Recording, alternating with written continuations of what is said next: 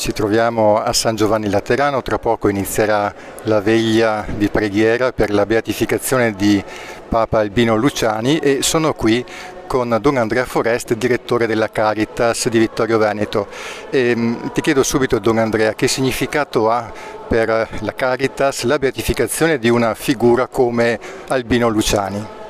Partiamo anzitutto dagli anni in cui Monsignor Luciani è stato vescovo a Vittorio Veneto, anni in cui la dimensione del sociale, la politica, il lavoro, ma anche l'attenzione agli ultimi sono stati temi prioritari sia del Magistero di Luciani sia anche di tutto il movimento del Concilio Vaticano II e della Chiesa, che da quegli anni ha iniziato un cammino di rinnovamento. Mi piace anche soffermarmi su quello che è il motto, sia come vescovo e poi come papa, di Albino Luciani, humilitas. La parola umiltà, humilitas, deriva da humus, terra, e quindi il cristiano, e Papa Luciani ce l'ha insegnato, è colui che ha i piedi per terra, è terra a terra, a contatto anche con i poveri, con gli ultimi, con gli umili, per partire da lì, perché Cristo si è fatto uomo, si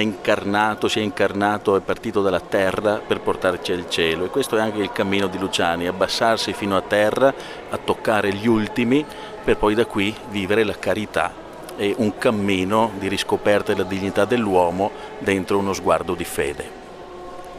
E per quanto riguarda la diocesi di Vittorio Veneto, domani mattina appunto ci sarà la beatificazione. Qual è la tua reazione dal punto di vista personale e quella che può essere secondo te anche la reazione della nostra diocesi, della diocesi di Vittorio Veneto?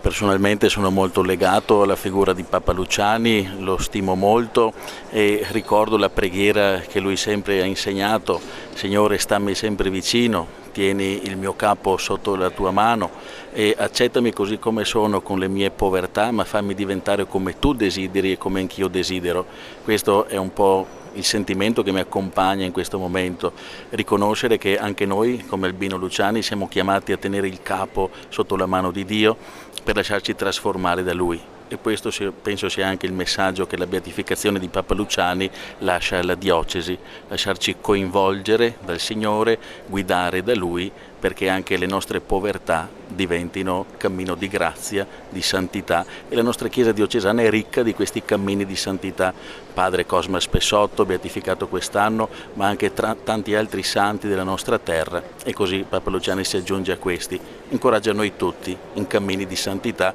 sotto la mano di Dio.